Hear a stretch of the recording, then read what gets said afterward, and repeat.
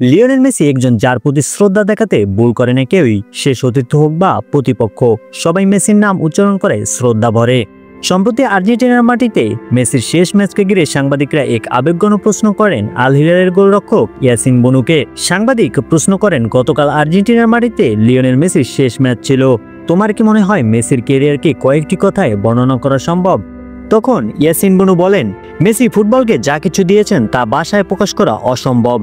আমার কাছে সবচেয়ে বড় সৌভাগ্য হলো আমি তার খেলা কাছ থেকে অনুসরণ করেছি, উপভোগ করেছি, তার বিপক্ষে মাঠে নেমেছি, কখনো তাকে আটকাতে পেরেছি, আবার অনেক সময় তার কাছে হেরে গিয়েছি, কিন্তু বিশ্বাস করুন সেই হারও আমার কাছে ছিল গর্বের।